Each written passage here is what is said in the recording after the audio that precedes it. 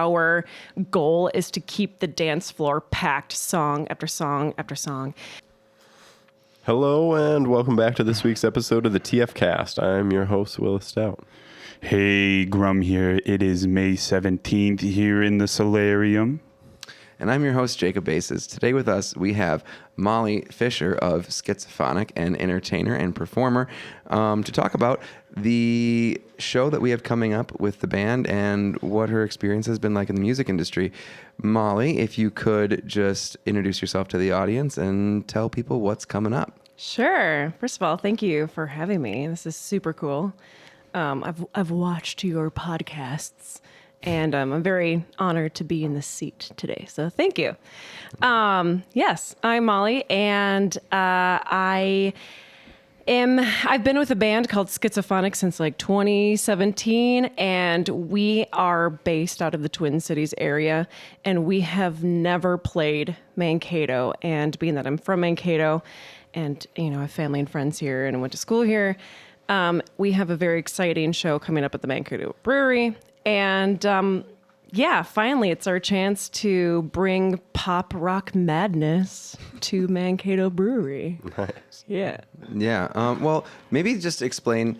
Well, okay. So one, I'd like to introduce a little bit. We've had a lot of people ask for this kind of thing. Actually, we've had people ask us to do dance parties over and over and over again.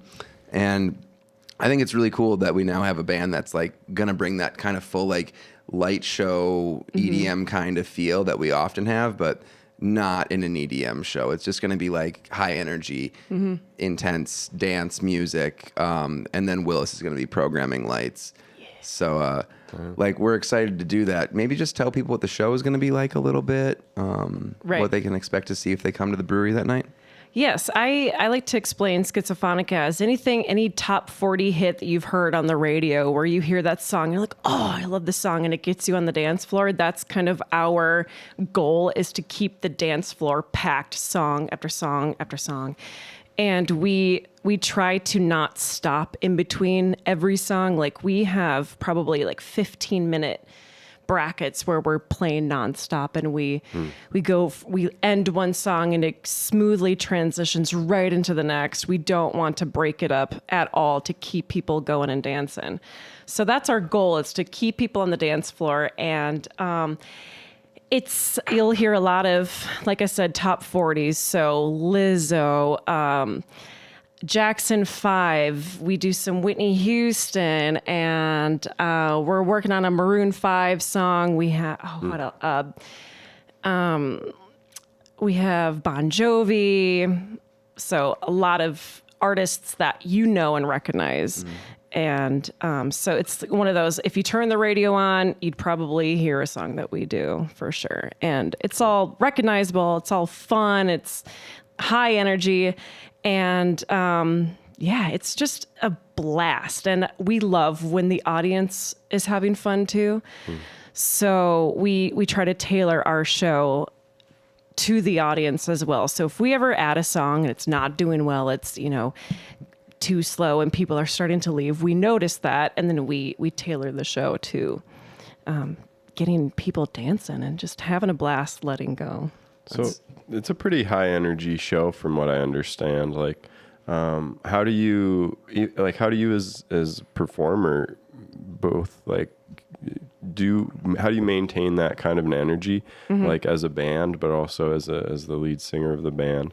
What's that like to just try to show it's not like, playing a super dynamic set with some smooth ones. It's like all the bangers all the time. It took a long time to build that energy and the stamina vocally and physically. I remember my very first gig with Skitzo Fonik, and they were being nice to me. So we normally do like 4 hours of music with one break. We only take, that's kind of what sets us apart from a lot of bands, is we take one break.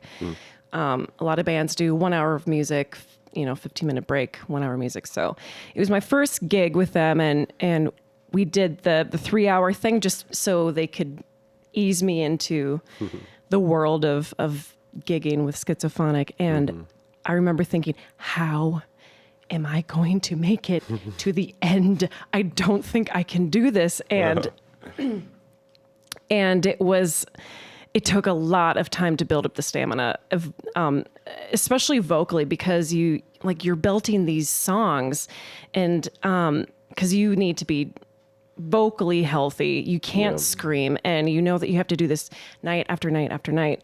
So, excuse me, you have to learn songs where you can save your voice. So I do a lot of belting. That's in vocal world, there's like using your head voice where you can mix and not be so, I don't know how to say it, not abrupt, but like aggressive in your singing.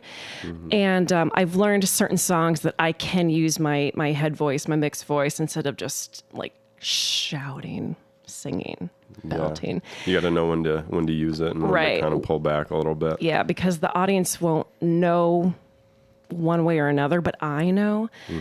But it took a lot of time and a lot of just repetition and lots of water, and the audience really does give us, like, it's a give and take for sure. If we're, whatever we're giving out, we can feel that they're receiving it, and then in return they're having fun, and we see that on the dance floor, and it really does, like, it's a give and take of energy and entertainment for sure. I was gonna say it.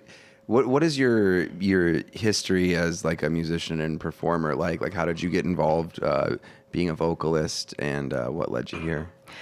Well, it's a very long story. I started taking piano lessons when I was 8 years old, and I was really jealous because my brother was in piano lessons, and every time he came home from lessons, I wanted him to teach me everything he learned, because I was so angry at my parents for not putting me in piano lessons.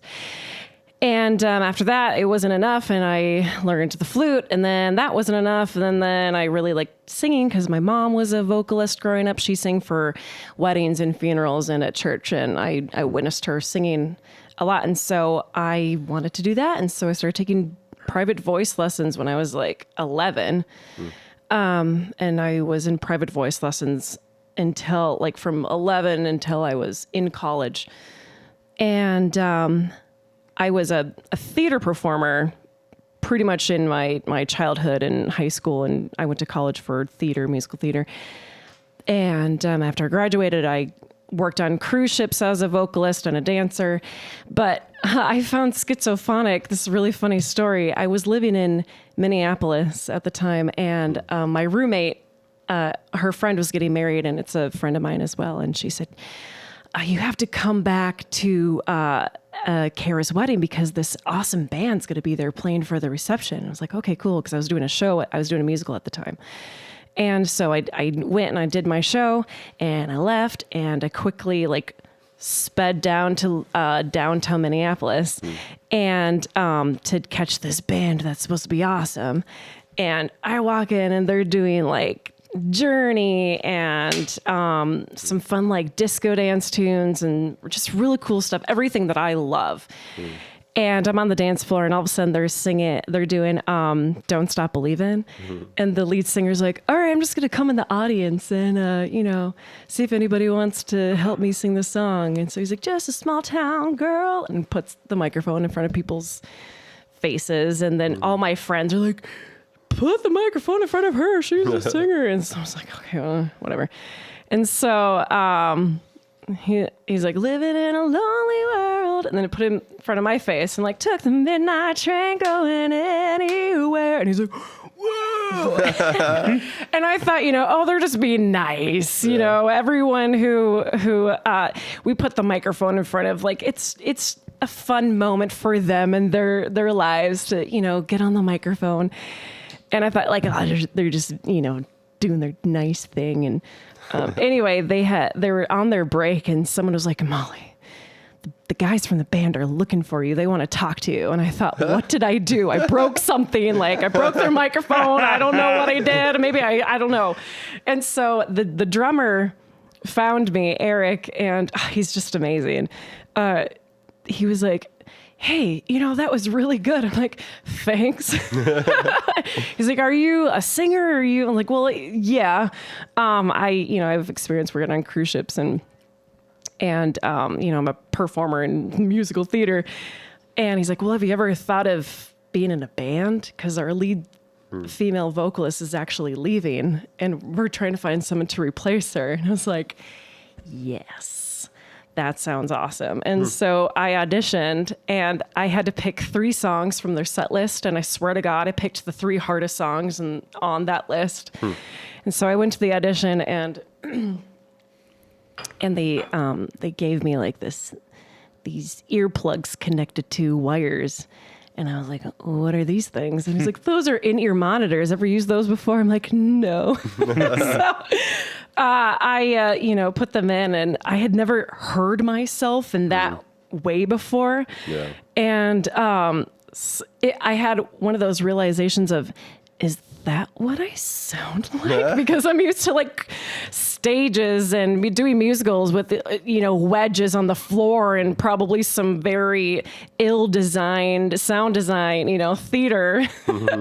And so I remember I chose to sing Bang Bang by Nicki Minaj, Jessie J, and Ariana Grande. That song's a belter. She's got a body like an hourglass. Yeah. That sucker's high. And then like X's and O's by Elle King, which that is song a lot. It's super fun. And then I think I did like I Will Survive just to give myself a break and got the gig. And never in a million years thought that I would find such amazing, I call them musicians because I don't call myself a musician. That's what I'm saying. They're just wonderful humans and brilliant and kind and hardworking. And they've been doing this their whole lives. Like our drummer was in a heavy metal band in the 80s called Equinox, and he has like the gold record in his basement. And so when I showed up for that audition and all of our rehearsals were in his basement, I was like, dang, this guy's for real. Yeah. He even has the long hair and everything. But everyone's just wonderful to work with, and not to sound cheesy, but we all feel like a family, and they're like brothers to me, and they're just wonderful. They're wonderful. Why don't you shout out everybody in the band, all the other folks? You mentioned Eric on the drums. Oh yeah. Eric was the first musician that I noticed when I walked into that reception. Was like, my God, this drummer is sick. Like, I'm not a drummer, but when you hear a drummer and you're like, good God, they're amazing. Yeah.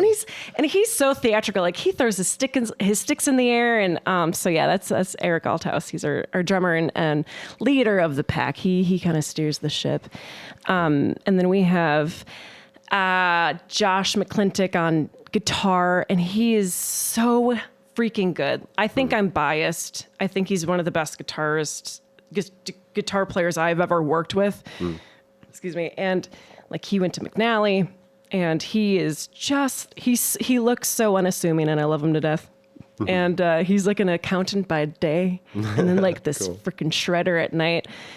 And then Rando is my the male vocalist. He is wonderful. He was in the Navy for many years, and he discovered singing by doing karaoke on the Navy ships for fun. Oh, cool. And he never, like, as far as I know, like, this is the story that I remember is him like singing karaoke on the ships, and he's like, oh, I guess I can sing. And yeah, you just found out. Yeah, and then our bassist is Jimbo. He's actually from Mankato.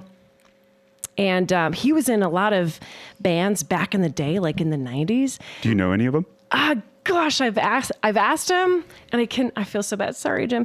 The bands that he was in, but like they played Busters and they played Fun Days back in the day. And he's like, he used to be awesome. Like, the music scene here was awesome. But yeah, we are Skitzo Fonik, and we have a blast, and yeah, we love what we do. Do any of your other members have any other projects? Not that I can think of. We're all pretty much married to this one. Cool. Rando used to be in another band called Horizontal Hero, but I don't think he does that anymore. But we get so busy in the summer where I remember at one point we were gigging every single weekend from like July until December. Mm-hmm. So we're pretty pretty booked. Cool. Yeah. What do a lot of those events look like? Are those parties, community events, concerts? What is the weddings? Kind of all the above. Oh, we've played them all from from crappy dive bars where 5 people are there to one of my favorite experiences was we were gigging outside the new US Bank Stadium before a Vikings game. Cool. So people were walking in and we're singing on like this big stage, and that was really cool. Every year we do the state fair at Dino's stage, so we're there again, I think like 3 times this year. Weddings, we do a lot of like street fairs, food truck festivals. We've done the casino circuits. We play honestly everywhere and everything. That's awesome. Yeah, it's cool. And so it's one of those, we play a mixed bag of events. And that's what I like about us is I feel like no matter where we go, we're pretty relatable and we're very adaptable. Yeah. And no matter what, we always put on a good show. Yeah. It's cool. I think we've talked about it in connection with this, but also just in producing events and bands and whatnot, and my DJing. You've got this like, there's kind of an interesting balance between bands who do their own original music, bands that do some covers and then their own originals. Even like DJs who do like, it's this like, this is my genre and this is all I do, or like they play only their originals, or like more of an open format, like playing to the room. I guess in that I'm curious what you like, and or if there's any parts that you don't like about kind of like being a pop music Cover band. Yeah. One thing I like is that I feel like no matter what song we're doing, somebody knows it. And you see them like, they hear the first beats of the song and like, oh my God, I love this song. And so like, that's really fun to see them connect and have fun and enjoy. Yeah. The things that I there's not much that I dislike, honestly. We don't do any country, and being a band in southern Minnesota and like the Twin Cities area, and it's kind of one of those, what do you mean you don't do country? It's like, we don't do country because so many bands in Minnesota do like the country and folk stuff, which is great. That's great, but that's not our wheelhouse. Yeah. That's not my wheelhouse. So we get a lot of people doing like Shania, and so finally we put in one Shania tune and they freaking love it. But we have to stick with what we know because that's who we are. Yeah. All of us in our experience have a background in rock or pop. None of us that I can think of have a background in folk or country. So it's really just utilizing our strengths to create the music, or not create, to reproduce the music that we know and love. Yeah. Even on that, like how does your group think about taking a song that people are going to have a real like intimate connection with in some cases, and then think about trying to bring that to the stage and in a way that's natural to you and gives them what they want from the song, but also is like really exciting for you guys? That's a really good question. One example I can think of is I do a cover of Purple Rain. And it's the one slow song we do. And so I guess I intro the song as saying like, we're a Minneapolis-based band, and it wouldn't be right if we didn't pay tribute to the one and only Prince. And everyone's like, woo! and then I say, and here's our version of Purple Rain. And so I think they're a little confused at first, like, why are we slowing it down, man? Like, I'm here to dance and to party, but I think once they hear our version of it, they enjoy the spin and the take on it. And it took me a long time to develop the way that I sing Purple Rain, because I sing like the first couple of verses, I sing it just like Prince does, because that's what people want to hear. And then I'd take the Mollie spin on it, and I'm, singing to the rafters and doing some vocal gymnastics and showing off a little bit. But we bring it back with, Josh does the guitar solo, like note for note, and it's freaking sick. And then we let everybody sing. So we like to obviously pay tribute to the original song, how it was written, how they performed it.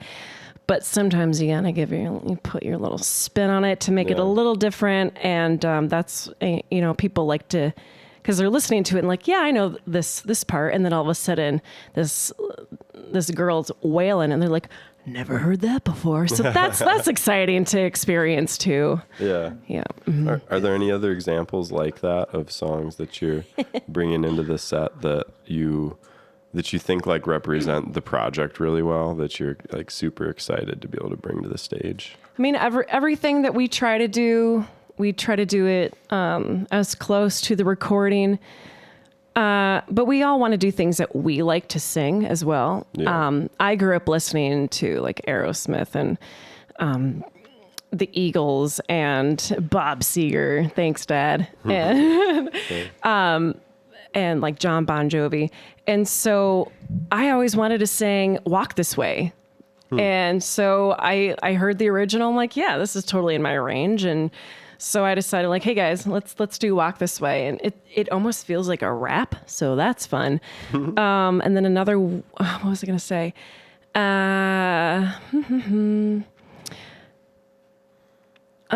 We do a lot of Lizzo as well. Okay. And by a lot, I mean like 3 songs. But it's just fun to... Oh, the one I was going to say is Jackson 5, I Want You Back. So like old school Michael Jackson where, he's like a 10-year-old boy. And so I guess I'm singing like a 10-year-old boy and that's fun. But we always try and find songs that we enjoy doing because we were just emailing around like yesterday. And Eric is always asking like, what do you want to sing? And even if I said, I want to sing Wagon Wheel, he's like, okay, because it's whatever makes us happy as musicians on stage. Yeah. But I love singing songs that I connect to, because I think that's part of the performer in me and the actor in me is I always connected to lyrics and hearing someone sing like the way that Whitney Houston sings, like it's just unforgettable. And so you hear her sing like, if I should stay, the way that she does it versus how, Dolly Parton does it. That's what's always connected me to music, even though it's not a musical theater, it's the lyrics and the intent behind it. And so I always like to find songs where like, even if it's melodic and romantic, I still like those like banger rock songs that make you want to be like, yeah, in your car. So those are also fun to sing. Yeah. It seems like there's a really kind of good fit between like the musicianship and the musical theater that you talked that you studied, because when you described this right away in the beginning, how you flow between songs, it almost seems like how a DJ would do it, which like having like that many people do that all at the same time seems like complicated to a guy like me.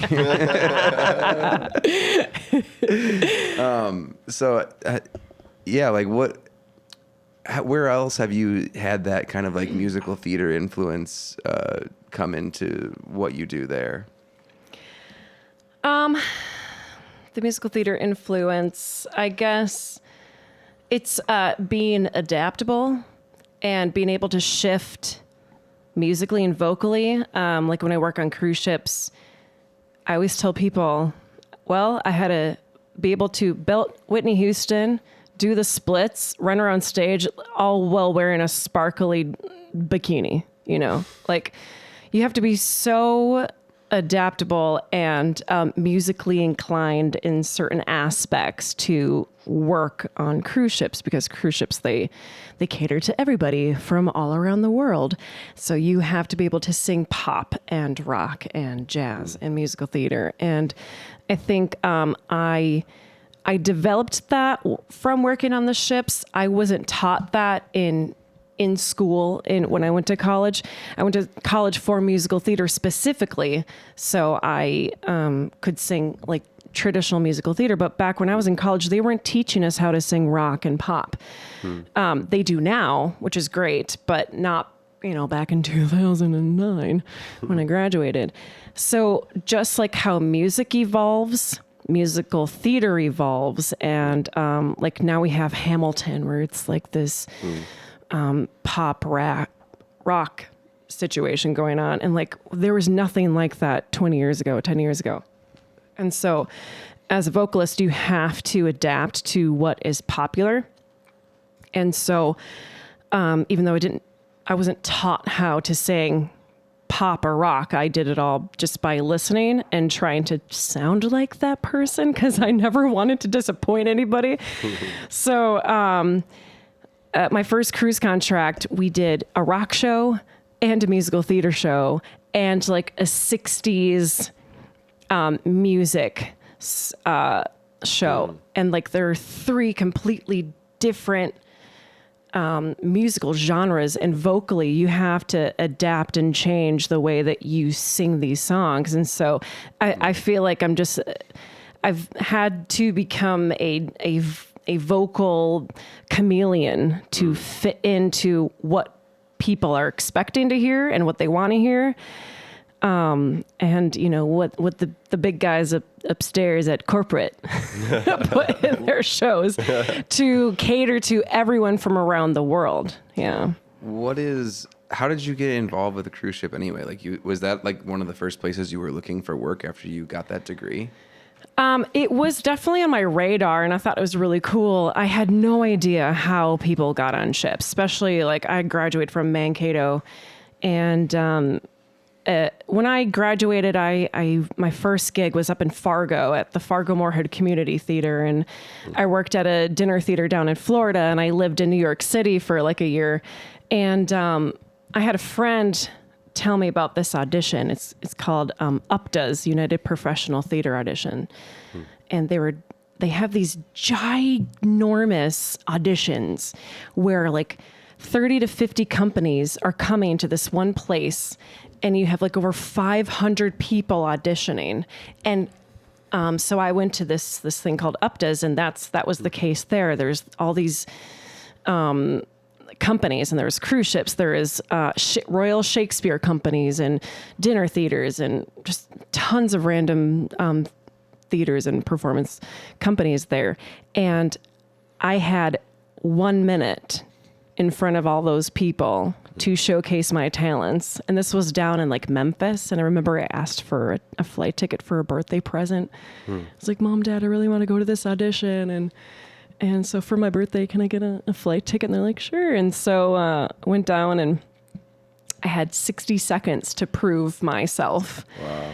Can you just reenact that quick? No.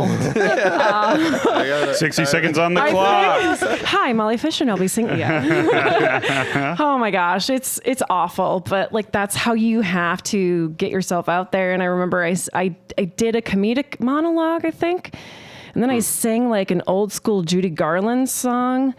I don't know why, but I thought it was a good idea. I was like, sing with the strings of my heart. I'm like, okay. Anyway, so Norwegian Cruise Line they posted a list like on the walls of like your number. Like I wasn't a person, I was a number.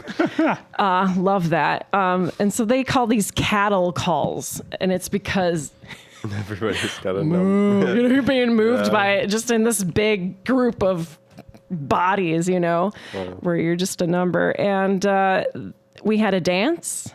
And so they taught us a dance combo, and you have to learn a dance combination in like 20 minutes. And then they have like 5 people go at a time. And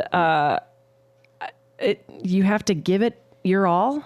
And then I remember they had me sing a couple songs from a few of their shows that they did, and one of them was like Son of a Preacher Man. So that was fun, and I got the gig, and my first ship contract, I was we were based out of Copenhagen, Denmark, and we just sailed the Baltic Sea, and it was just the coolest thing ever. So, what is the experience of being a performer on a cruise ship? Does it anything like being on a cruise?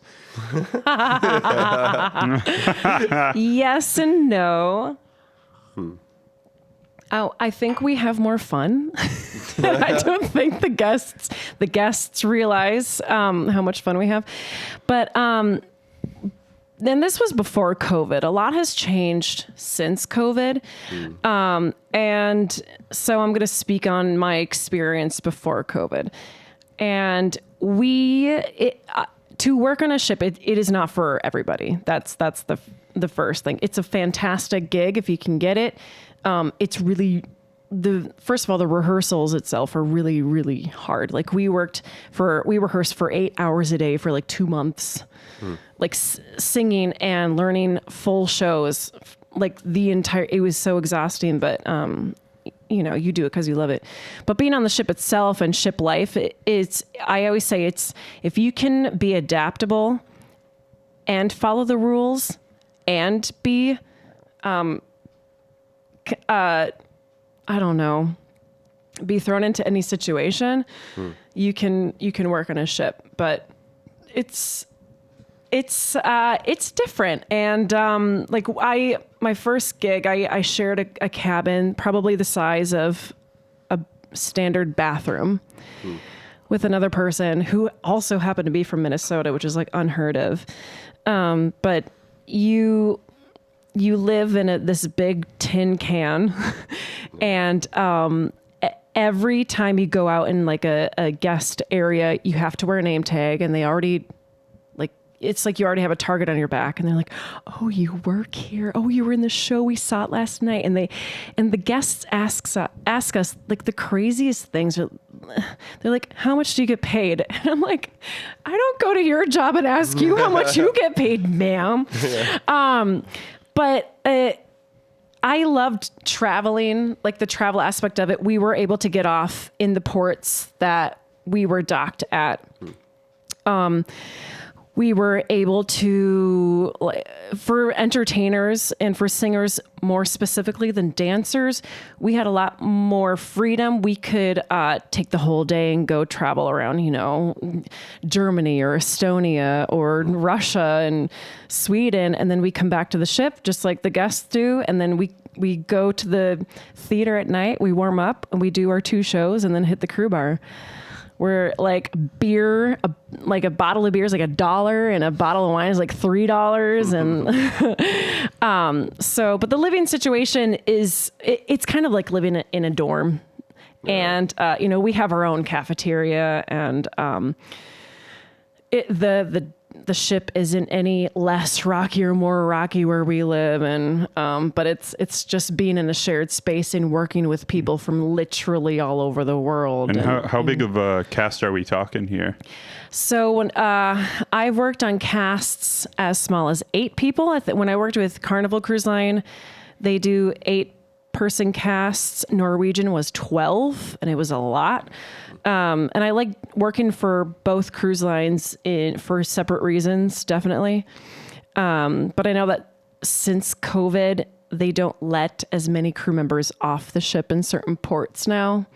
So that has changed. And so I'm glad that I did it when I could. Yeah, that feels like it changes the whole value, of it. Like I'd want to straight up get paid more if I can't go check places out. Yeah,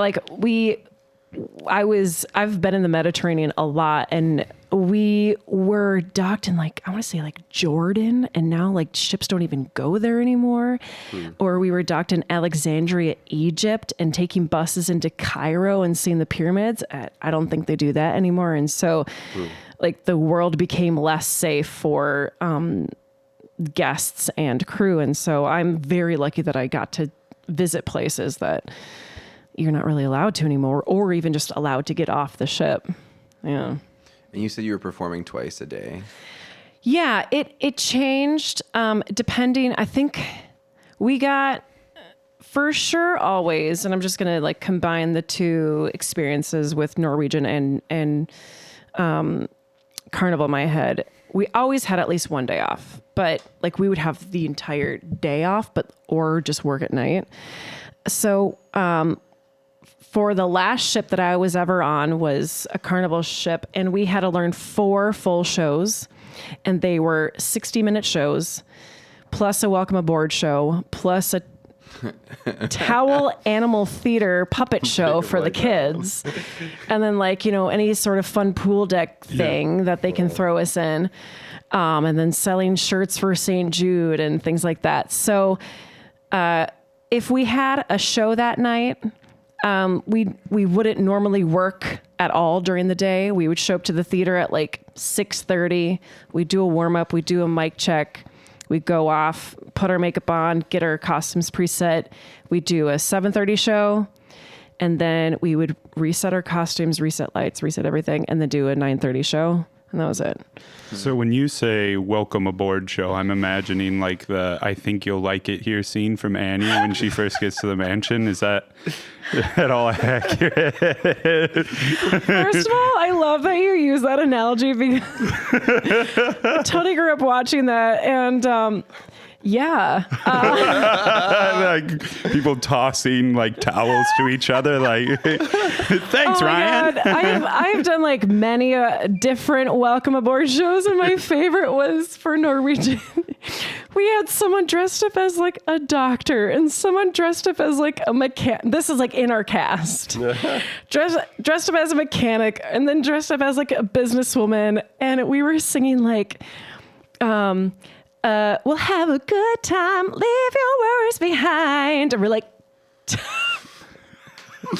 everybody's like, like people talking stepping to out of these the crowd. people who are like your everyday hardworking people. Oh, it's like a flash mob thing. Saying like, hey, we're gonna take you person or like nurse, take you off stage, and then with our song and dance, bring you back on stage with our high energy songs, and so you can let loose and have a good time on this cruise you're about to embark on.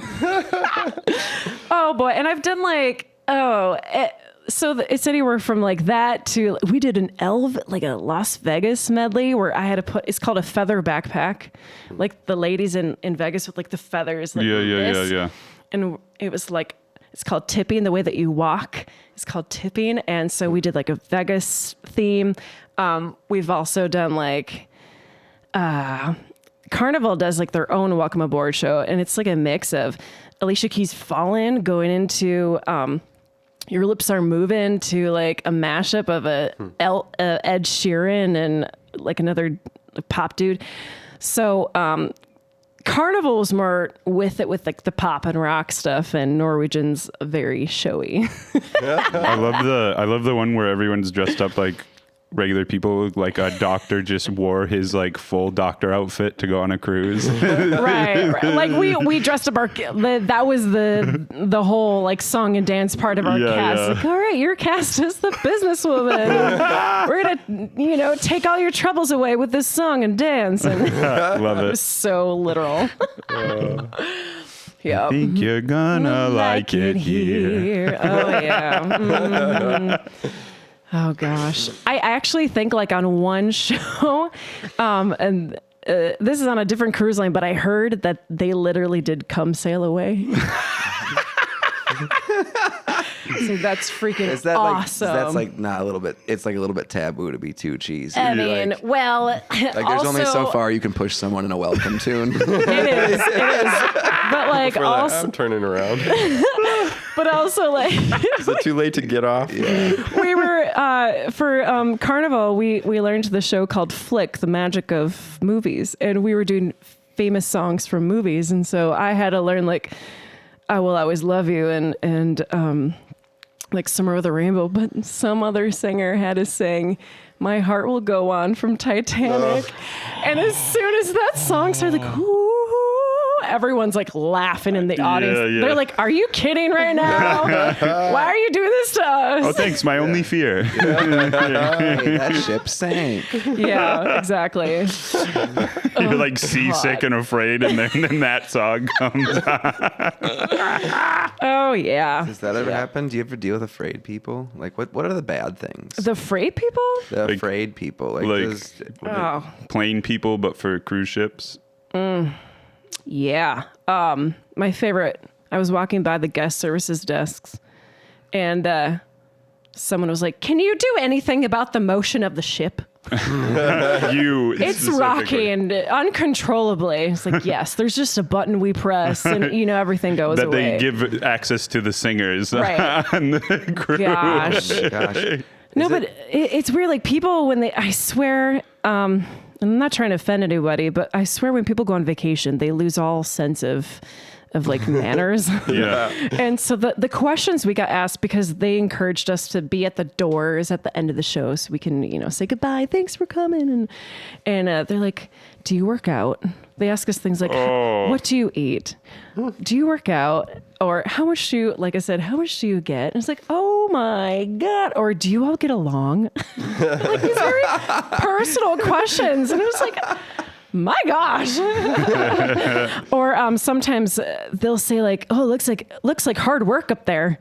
And I'm like, I don't know how to take that. Either it showed that whatever I was doing was very labor intensive and I wasn't enjoying myself, or you just acknowledging the fact that I just sweat my face off. Yeah. Is it hard to like learn dance moves and then do them on a moving object? Like, Yes. Hold on. Time out.